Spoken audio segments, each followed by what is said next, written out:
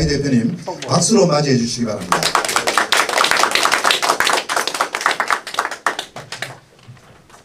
안녕하세요. 넓지는 않은 사무실이지만 그래도 이렇게 꽉꽉 채워주셔서 진심으로 감사드립니다. 저는 강연이라기보다는 가벼운 여행담 같은 걸 오늘로 시작하도록 하겠습니다. 제가 한 10여 년 전에 터키를 여행을 갔었는데 11월 달이었습니다. 근데 각 집에 가정에 또 관공서에 조기가 걸려 있더라고요. 그래서 왜 조기가 걸려 있느냐 그랬더니 건국의 아버지 아타투르크를 기념해서 조기를 걸었다고 그러더라고요. 그래서 아타투르크가 돌아가신 지가 1938년이니까 벌써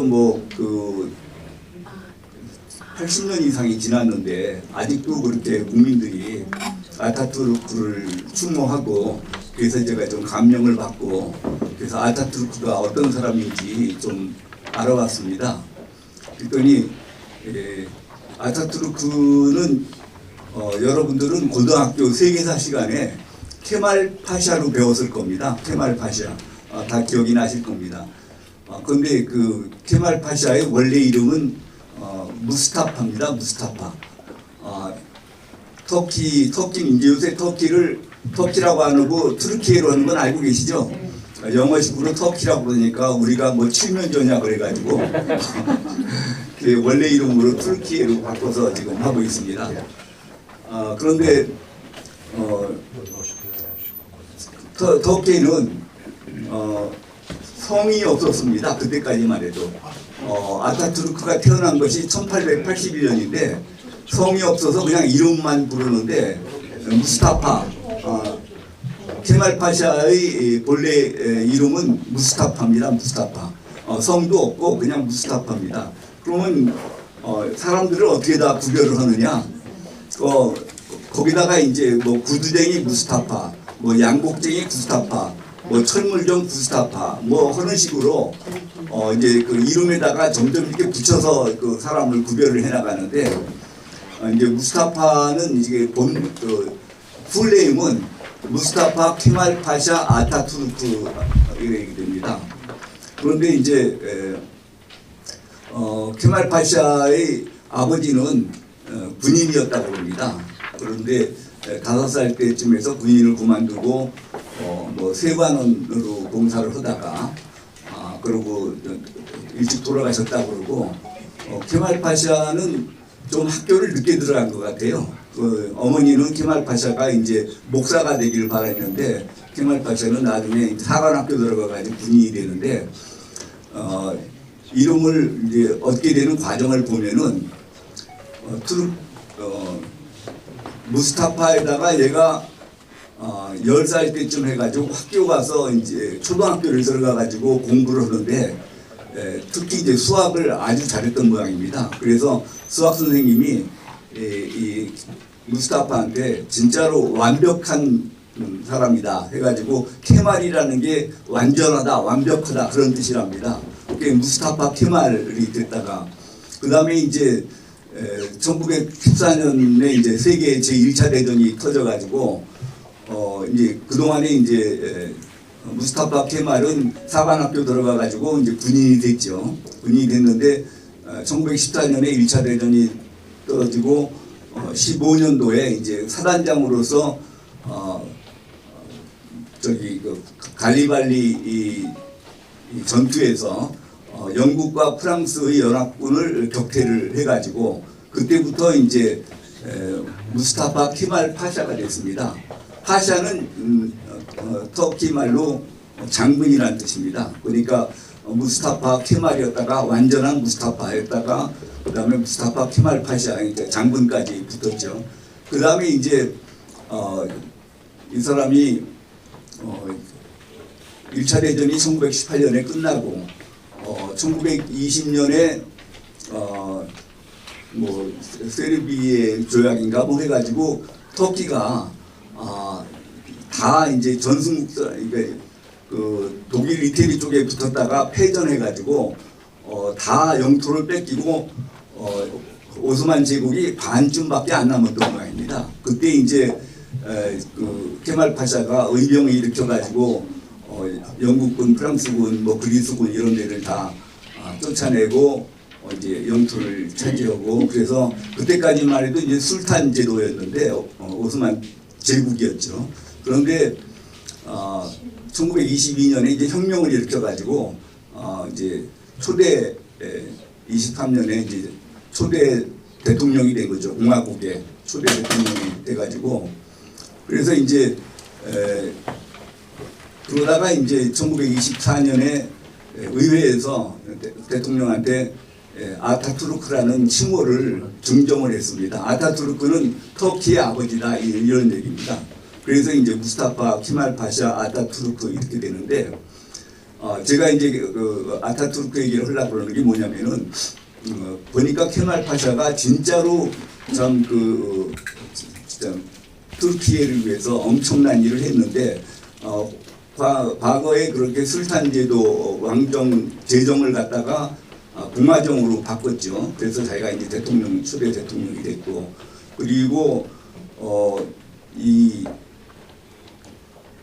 종교 국교를 없앴습니다. 국교를 없애서 이슬람교에 대한 이렇게 그 국교로 대우해주는 그런 거 없어가지고 이제 모든 종교를 똑같이 다 대우를 해주고 거기다가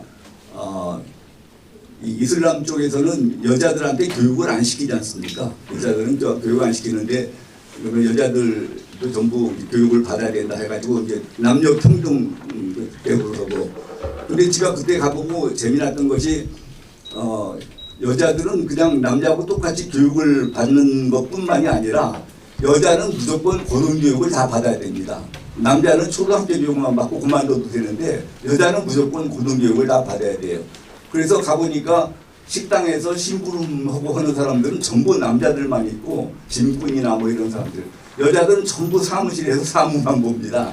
진짜로 그 여자들을 좀 무시하는 이슬람 국가에서는 진짜로 보기 힘든 얘기죠. 그러니까 이슬람 제도를 폐기했으니까 서구화했으니까 이제 그런 결과가 나타나는데 그리고 이런 그 히클베트란 이렇게 이슬람 글자를 가지고 이거는 도저히 나라가 성공할 수 없다 해가지고 그거를 저걸로 바꿉니다. 그 알파벳으로 바꿉니다. 그래서 그 터키에서는 이렇게 꾸불꾸불한 글씨를 안 쓰고 전부 알파벳을 씁니다. 그리고 뭐 그거 말고도 진짜로 엄청난 그 제도를 많이 개혁을 했죠. 그러니까 우선 뭐 종교 문제만 해도 어떻습니까? 그리고 과거에 이 제정을 갖다가 공화정으로 바꾸니까 종전에 뭐 이렇게 높은 공직에 있던 분이라든지 사람이라든지 또 종교 지도자 이런 사람들이 얼마나 반발이 심했겠습니까? 그러면 뭐 가차없이 감시 처벌하고 또 뭐 쿠르드족이 반란 일으킨 거 전부 잡아다가 공개 처형하고 사실 이렇게 엄청난 개혁을 하려니까 그 저항도 심했고 그 저항을 뭐 물리치려니까 엄청난 독재를 한 거죠. 그러니까 뭐 언론에 대해서도 철저하게 검열을 하고 언론사가 삐딱한 보도를 하면은 그냥 과감하게 언론사 폐지 시켜버리고 또 자유공화당이라고 그러는 당이 인기를 얻게 되니까 그 당을 이렇게 해산시켜버리고 뭐 하여튼 이래가지고 23년부터 이제 38년까지 1923년부터 1938년까지 대통령직에 있었는데 하여튼 그 아타투르크가 술 담배도 많이 하고 여자 관계도 굉장히 좀 난잡하게 했던 모양입니다. 그래서 어쨌든 술 많이 마셔가지고 그런지 1938년에 이제 사망을 했는데 그러면 그 15년 한 거 아닙니까? 우리 뭐 이승만 대통령은 1875년생이니까 그 아타투르크보다 6년 먼저 태어나신 거죠. 아타투르크는 이승만 대통령보다 6년 늦게 태어나서 했는데 이승만 대통령은 사실 독재라고 할 것도 없지 않습니까? 누구 사람을 죽이기를 했습니까? 뭐 언론사를 마음대로 통폐합을 했습니까? 뭐 하나도 한 게 없는데도. 그래서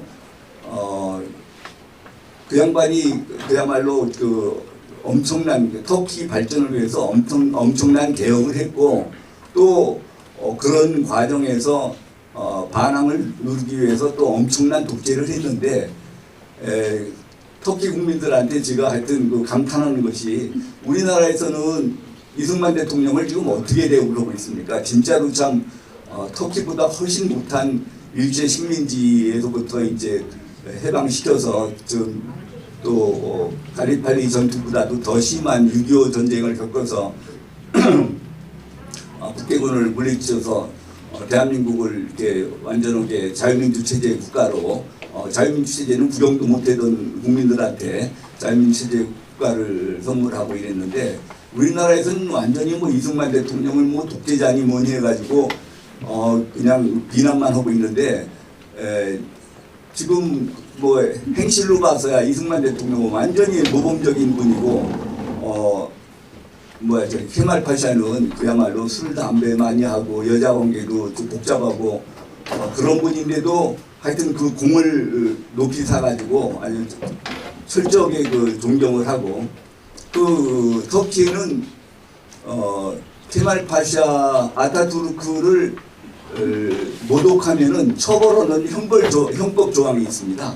그래서 아타투르크에 대해서 행적이나 뭐에 대해서 비난을 하면은 징역 1년 이상 3년 이하, 1년 이상입니다.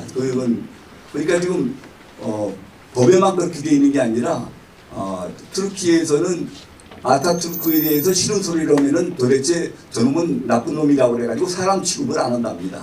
그러니까 제가 하여튼 지금 연좌제? 연좌제가 있어요. 하여튼 그래서 아직도 그런 막 그 엄청난 존경을 받고 있는 것을 보고서 참 진짜 이 터키에는 이건 진짜로 감사를 할 줄 아는 국가고 민족이구나, 그런 생각을 했습니다. 터키가 아타투르크가 대통령이 돼가지고 그리스에 사는 터키 사람들을 전부